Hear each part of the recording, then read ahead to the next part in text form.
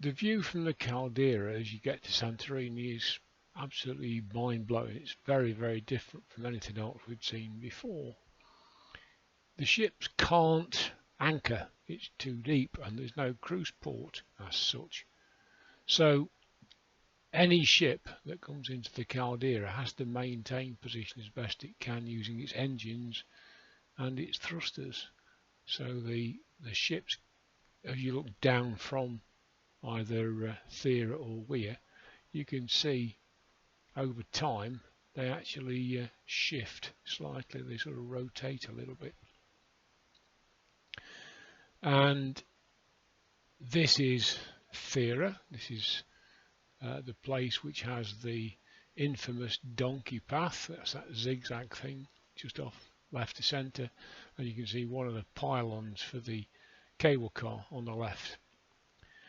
Our excursion took us to Akrotiri, which is somewhat like Pompeii. It was buried by the eruption of the Santorini volcano, which is said to have put 50 cubic miles of dust into the atmosphere. With that kind of change, it's amazing what changes it's made. And just like at Ephesus, this area used to be the harbour. Akrotiri is all undercover. There's no archaeology being done. There hasn't been any archaeology in over 10 years because of the Greek financial problems. But it's, as you walk in, it just makes your jaw drop. It's a huge area, even though, as usual, it's not been anything like fully done. And just your first impression is, wow, there's a lot here to look at. Lost civilization by an accident. Thank God they were friends, so they marked the day in the diary, civilized people. So since then we knew that there is something underneath. Just allow the group path. Come inside this, just allow the other group paths. So since 1860 we knew that something is going on underneath. As we walked around the peripheral high-level walkway, you got a better impression of some of the houses built along streets, and you can see the outline of streets to various degrees and sometimes little back alleyways as well. As we walked around, you could see slightly different styles of house building, and the archaeologists had realised apparently that, as you would expect in an area prone to earthquakes and eruptions, the city had been rebuilt more than once, many more times. This is the last one, and bearing in mind these buildings survived to a height of 4 stories. The reason why are in these projecting horizontal and vertical structures. That's where wood was incorporated into the structures, and it acted as a shock absorber, so that when the vibrations came, the walls had a little bit of resilience to cope with it. But that's still only showing 3 floors, and you'll see in a second there's actually at least 4 in some of these places, so they're not down to the original ground level. And that, by comparison, is something where they've barely touched it. And this one is, again, another street, but one that's not particularly straight, and they've barely touched it. It's a little bit like the Mare Celeste, they're just down tools on the left. So one by one, have a look into the next open area. And you get the 2 floors here, first, second, third, and fourth.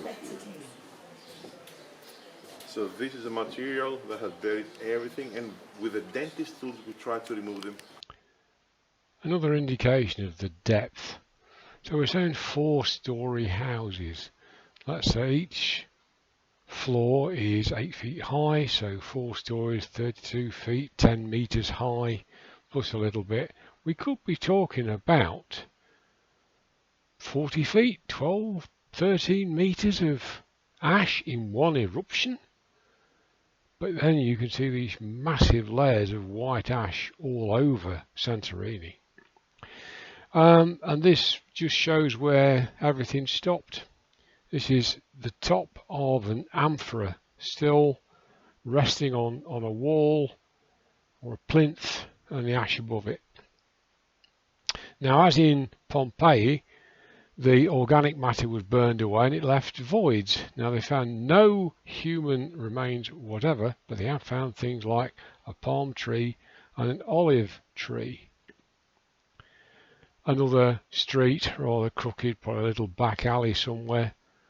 But again, this is 4 or 5 feet, couple of less than say, 1.5 meters depth, so a long way to go.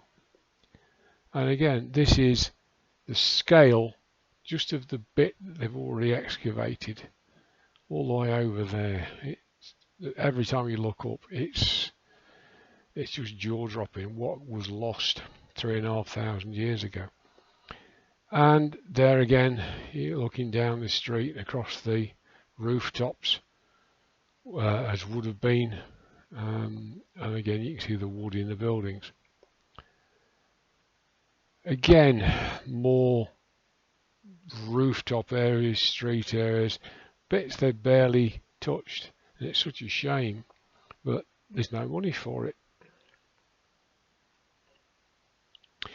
This is a roadside taverna with the amphorae in place, and they've been able to analyse the contents and work out what they ate and drank. You'll notice the floor in the taverna is lower than the floor outside, so those windows were for serving passers-by, and this is another view of it.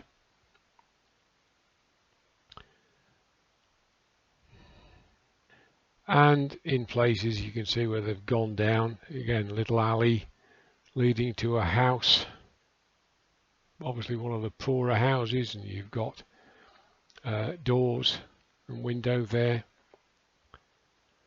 And just to prove mankind has been ingenious forever, they were lifting some stones on the main drag and found a main sewer. Forget the tiles in the bottom of the pile, but there are 2 wall levels of rubble construction, possibly an earlier one that's fallen and not been rebuilt. Another bit where they've managed to get down further, it's being propped up as you can see, but as it's really weird. It's almost like you expect an archaeologist to appear around the corner at any moment. Another taverna, another amphora. It's a slice of life, and people ultimately don't change. This could be Rome, but it's thousands of years before Rome. Some more preserved plaster cast. These are 2 beds, 2 wooden beds. One's upside down, they're on top of each other, and that clump in the middle is thought to be bedding. And we moved round onto another upper walkway, and again you can see through into the taverna, and gives you a better impression of these windows through which wine and food might well have been served. And again, just to prove some things go back a long way, there's a toilet that flushed into that that main drain, which presumably would have gone out to sea. This one's a beauty. This is a bakery, and the baker was obviously grinding his corn when he had to evacuate. That is the quern, and those sockets, they believe, are where beams were put in for an awning. We drove up to Thira, and there are the 2 ships, Marella, Explorer and Discovery, down in the caldera. And although there are only 2 ships in, there were of course other holiday makers who'd flown in and were staying there, as well as the locals. And you can see just on this bit, this is around lunchtime. This is quite busy, and this was plenty busy enough for us.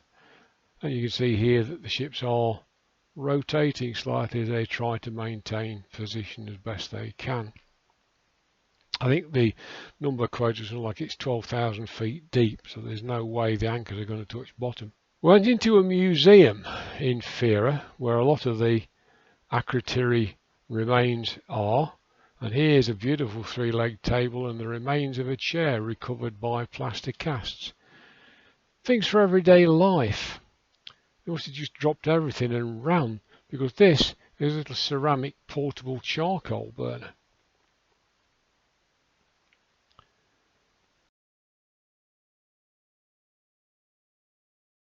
And these are ceramic fire dogs, and presumably you would have cooked things over those.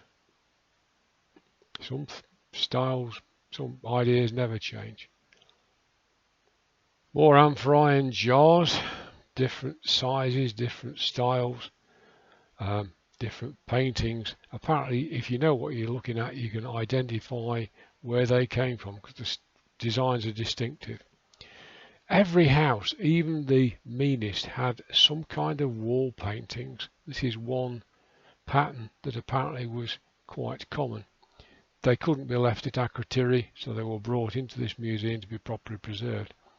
This is one room's worth, or part of a room's worth.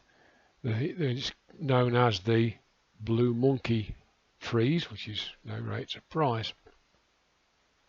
There are no blue monkeys anywhere near Santorini, never have been, but there are some that look very much like these in Africa, which is not very far away, suggesting there was trade back then. These is Minoans. We know they were seafarers. And this is the only monkey in the entire painting that actually breaks the fourth wall and looks directly at his audience. This one is fascinating. This is a young girl in ceremonial dress, and the thing that struck me as absolutely bizarre is her ears are made up to be bright red. Why?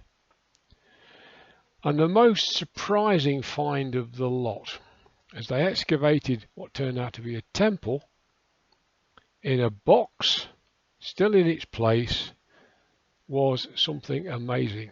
This solid gold goat. It's fairly crude, but it's solid gold, still in its box, as it would have been 3,500 years ago.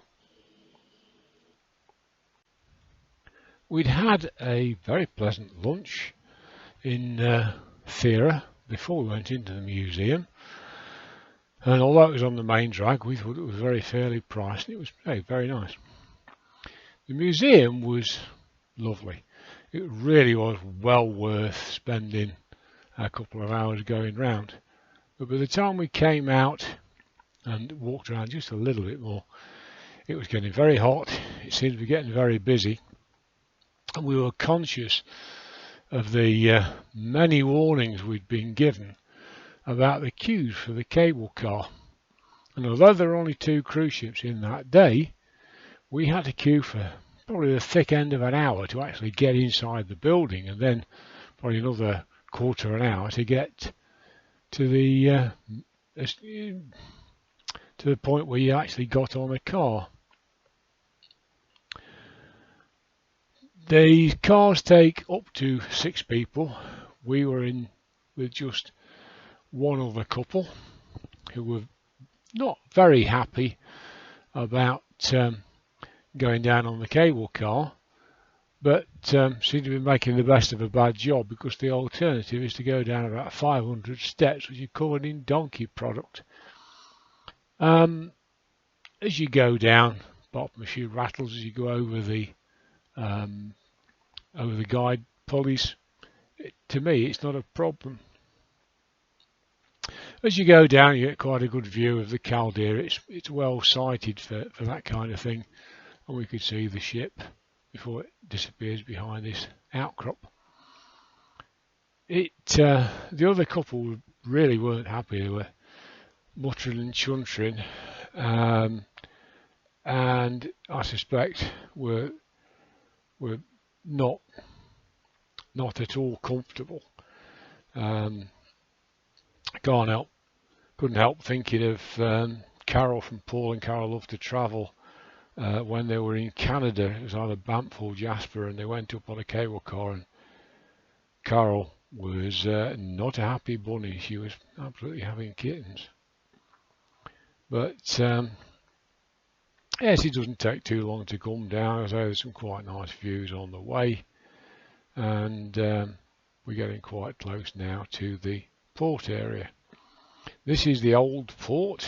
We were taken for the excursion into another one, which is a little bit further away, but this is where the cable car is and where a lot of the tender boats come in. This is unusual. The tender boats are not provided by the ship, they're provided by a local association of seamen, and their tender boats were very, very nice indeed.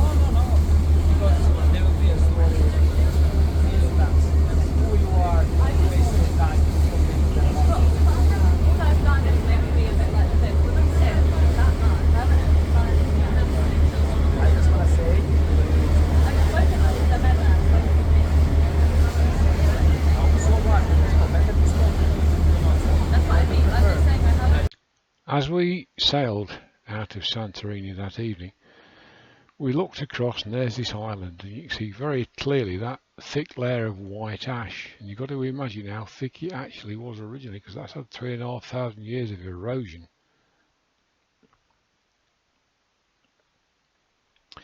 So we came to the last day, the sailing into Marmaris. It's a beautiful spot, coming in through some little islands.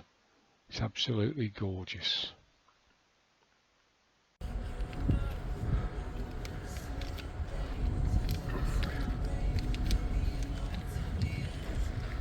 Oh, one last look at Marmaris as we come in for the last time. Oh, beautiful sunrise.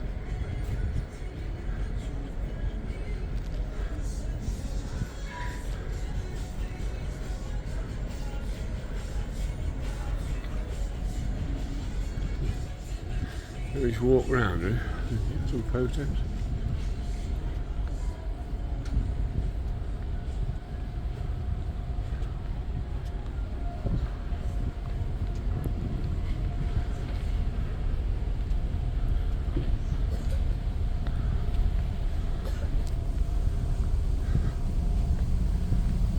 Goodbye Discovery. It's been quite an experience.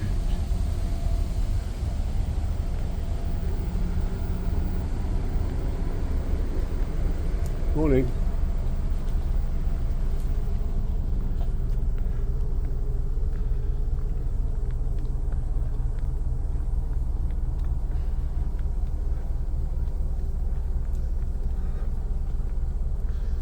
This has been a brilliant holiday, Mrs. Jackson. Sorry? It's been a brilliant holiday. It has, yes, very much.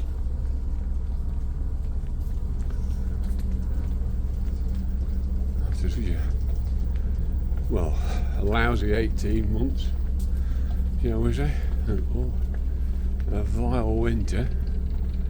This has been something that I think we both needed, and Marella have provided it in absolute spades.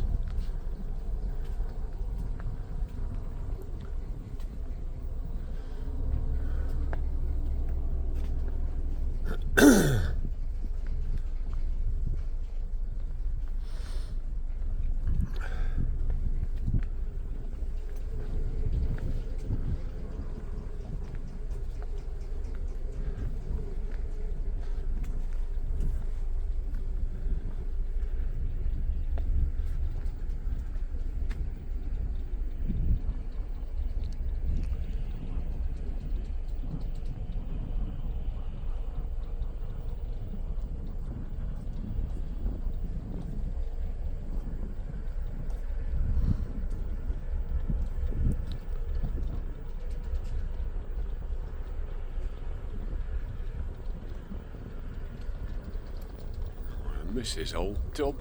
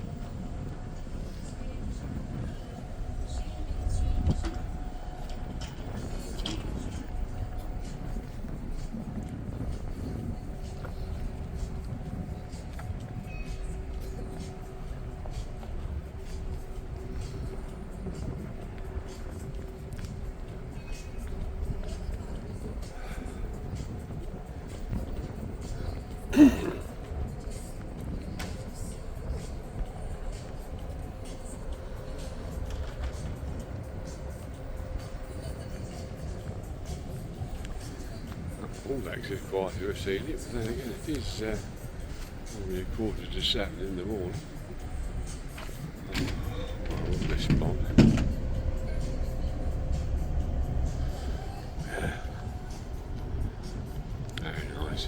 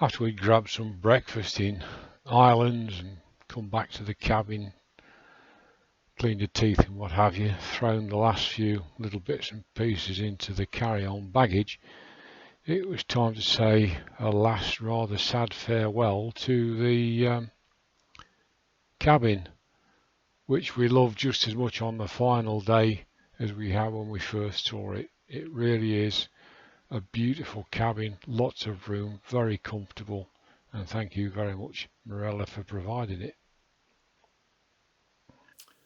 So after we had breakfast, cleared the cabin, and dropped the carry-on bags in Squid and Anchor, which was free to do up till 2 o'clock, we decided that we might as well walk into Marmaris because our bus didn't go till about 4:30, and we got to be out of the cabin by 8 o'clock. So there was quite a lot of time that we needed to occupy ourselves with. So leaving the ship, it was very easy, wasn't it? It was, yeah. It was the same going down the dam plant and Yes, you then checked out the same, yes. we were a little bit concerned as to quite how the passport control in the port building was going to work. Going out the previous Monday, because we were staying on board, we weren't technically entering Turkey, so it would seem. So for us, an immigration card was adequate. We just had to show that, and we went straight through. This time we had to take our passports, didn't we? Yeah, and they stamped it as we went through. Yeah, it sounds a bit strange, but they stamp you out of Turkey as you go onto the ship, having stamped you in at the airport, and then it's vice versa as you come off the ship. You're, in Turkey, technically speaking, so they stamp you back in again. But after that, there wasn't a problem. We could just come and go just by kind of giving them a passport. They'd flick it out and find the stamp, give it us back, and off we went.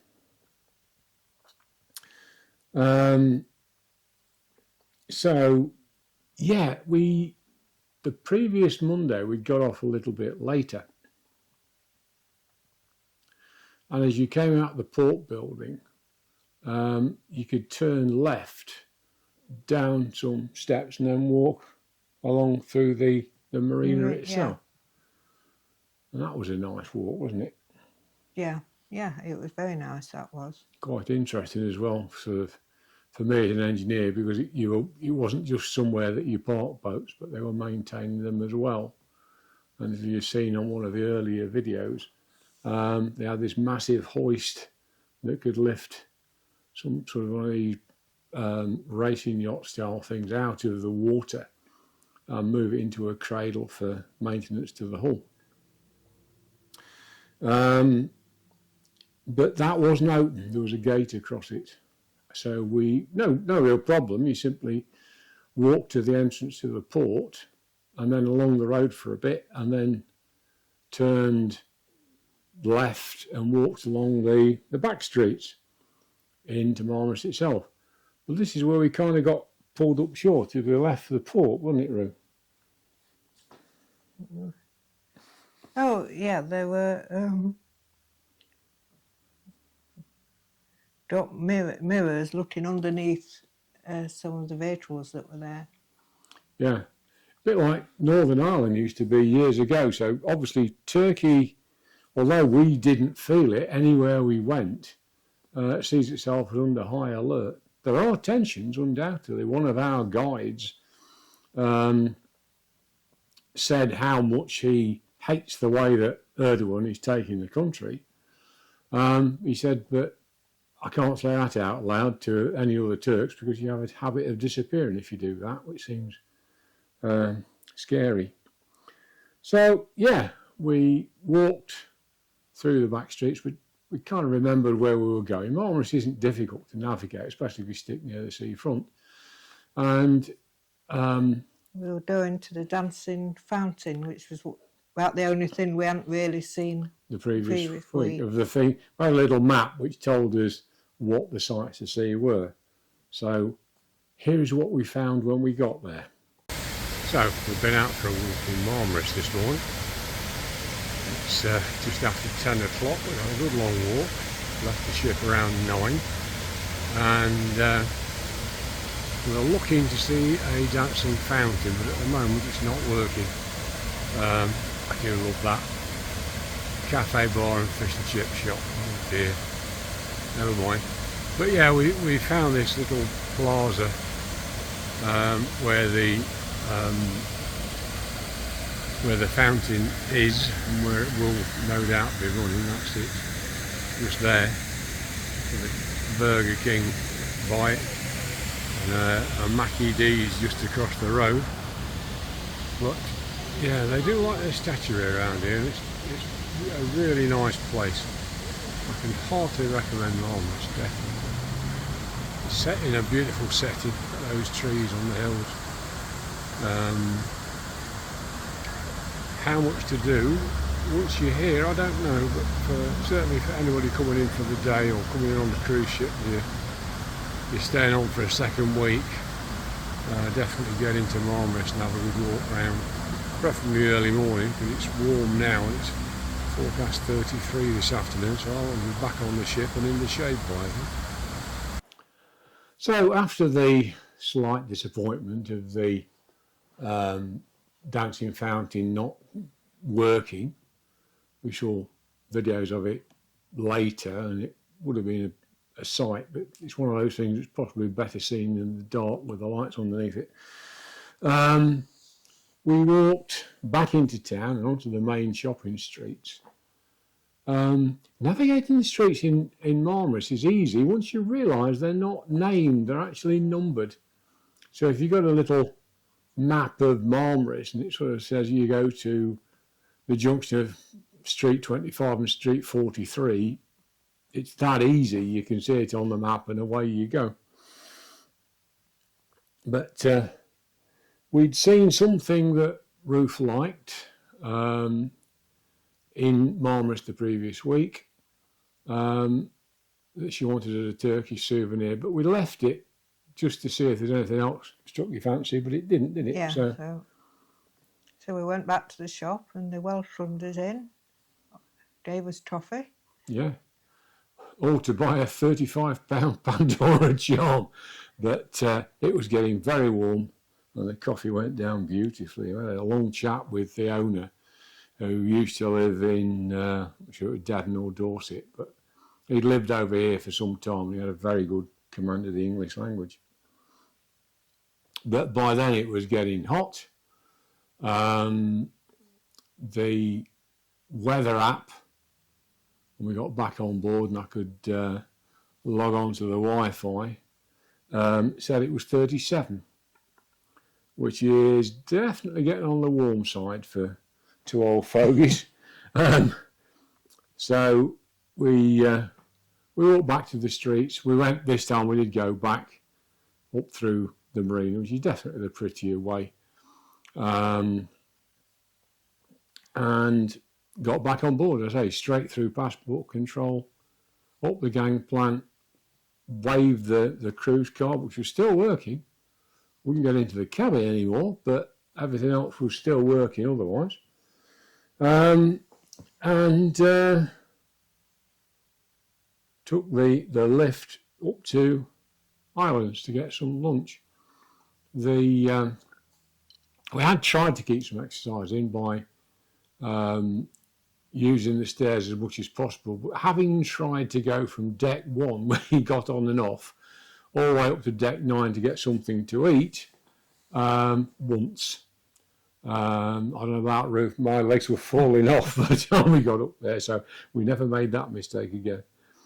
But you probably were still better off going up 2 or 3 flights because there were only 4 lifts on deck 1. And they could very easily get clogged up. But if you went up to 4, which for us was reasonably easy to get to, you then have the 2 atrium glass-sided lifts that became available, and you could use those instead. So that made it a lot easier for us. Islands was a bit different. It wasn't quite as busy as it normally had been, and I think it was fairly obvious, wasn't it, that you got a few old hands that knew what they were doing, and the newbies were starting to arrive. You know, that's the weird thing about this. You've got people coming onto the ship from kind of late morning right the way through. We got in at something like 9:30. And I think it was later at the ship. It was, you know, well, we flew in at 5. It was 8:05 when we got to Dalaman. Yeah. Oh. It was probably it'd be 10 o'clock. It was 90 minutes from Dalaman. We had to wait for the cases to come up and what have you. So yeah, it would have been nearly 10 o'clock before we landed. I'm fairly sure that Bournemouth flight, nominally at the same time, came up a bit behind us. So it's an all-day job, but we did unfortunately miss out at the start. But anyway, made up for it at the other end. You could leave the cases in Squid and Anchor up till 2 o'clock, so I went and fetched the carry-ons back and went onto the pool deck. And it was the first time in 2 weeks you could just walk onto the pool deck and find a chair. It was heaving. You know, it's not something we tend to do, is, you know, lie by a pool and sunbathe. I'm not supposed to, medically. Ruth likes to do it more than me, but I've never been that keen on it, but now I'm not allowed to. But table in the shade, there were some of those, but they were usually well occupied, so we were lucky to get that. And then a couple that we'd met in the main dining room a few nights beforehand, and then seen, I forget where else we saw them, another one of the restaurants, I think, or it might have been in the main dining room again. And we got chatting over dinner, and we saw them and said, you know, do you want to come and join us? There's some more seats on this table. And we just spent a couple of hours just chatting and gossiping and what have you. And then they went to catch the bus, and not long afterwards, we went to get the bus. And the disembarkation was an absolute doddle, wasn't it? It was, yeah. You know, the Tui bit all the way through was very, very smooth. Tui, Marella, superb. You know, down the gangplank for the last time, check out with the card, and through passport control, as I say, just showing the passport, they found it had been stamped, gave it you back, and through you went. Got to the bus, handed the cases in, and no, they didn't. They'd gone. No, we picked them up. We picked them up. We picked them up. That's right, because the cases had to be left outside the cabins by about midnight the night before. So we'd done that. So we went and grabbed the cases from where they were. They were apparently they'd been out, by the sound of it, nearly all day, because they got different areas for different times. But yeah, ours were safe and sound. We picked them up, walked over to the bus, handed them in, and then you had a 90-minute drive back to Dalaman Airport. It was a lot nicer in the daylight than in the dark, but it's not the most inspiring bit of driving, but it's 90 minutes, and that's part of the holiday. So we got to the airport, took cases back off the bus, shouldered everything, walked into departures, and there's an X-ray machine. And of course there's a queue, because before you even get very far into the building, you've got to put everything through an X-ray machine, just like you'd expect to do with your carry-on in security, except you've got to put the main bag through as well. And there's no assistance. You've got to lift your case up. So if you're not very brilliant physically, it was kind of hard luck. So I went through that, no problems, out the other side. And there were queues. It was an absolute pain. Nothing was happening. It could just, you know, we were just in lines. People were trying to move between lines if they seemed to be a little bit shorter. But fundamentally, we stood there like chumps for ages and absolutely nothing happened. And there were people sat at the checking desks and nothing was moving. Kept asking the rep that was near, you know, what's happening, don't know. And they kept opening more and more check-in desks, but the queues never seemed to get any less. And then eventually they told us that the conveyor system had broken down, so they couldn't actually deal with any cases. And that took, I don't know, probably half an hour to fix. And it's got to be said though, once the conveyors started to move, went once and stopped again, and then after another short delay, we got going, and it kept going, and the cases got through, and the queue started to move. But it's got to be said, it was very hot and sticky. There's no aircon in this departures area, and it was getting close to unpleasant. And then there was the normal going through security and passport control and exactly what you'd find at any airport these days. And then the problem was trying to find a drink to have for me, because I can get travel sick on damp grass, so I always take tablets, whatever, especially if we're flying or going on a ferry. I can get travel sick on damp grass, so I always take tablet, whatever. Check it out. So, sorry about that. Siri's just decided to join in, but yeah, we spent ages walking around the various food and drink outlets trying to find somewhere we could get a drink. Dalaman is renowned for being an expensive airport, and we found that, but in the end we did manage to find somewhere that would sell us a bottle of water, which we got, and I did then manage to take my Stugeron tablets, and we walked round and got to the gate. Didn't they scan us again or something? They did something there, or they were pulling some people out for scan. Some people were, we weren't. But there was. Or did they scan us as we went into the gate area?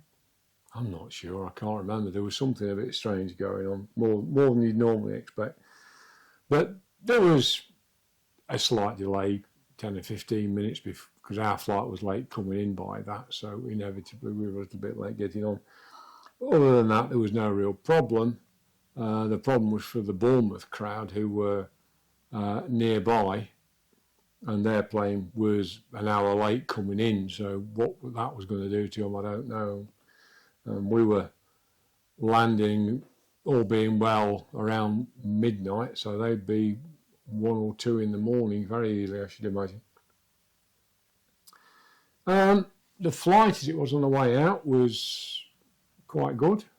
No turbulence or anything, no problems. Everything was good. The seats were reasonably comfortable. Didn't have any screens or anything to deal with, but I'd got a tablet and books to read, my headphones if I wanted them to listen to stuff on Audible, so I was okay, and you were similar, weren't you? So, because again, we have to have something to eat when we take some of our medication. As they say, getting old is not for wimps. We got some hot chocolate and muffins on the plane. It's about 4.5 hours, I think, on the flight. Something like that, yeah. Landed pretty much on time, so we were out of the airport by about 12:30, and because we'd booked meet and greet, we didn't have to wait for a bus or anything like that to take us to the car parks. We could walk 150 yards to the office, far, yeah. and pick our keys up, and they told us which bay our car was in, and again it was about a couple of 100 yards from the office to get in the car, open the door, chuck the cases in, and get home. And that was the end of our 2 weeks on Marella Discovery, and it was a great holiday. It was, yes. So that's it for now.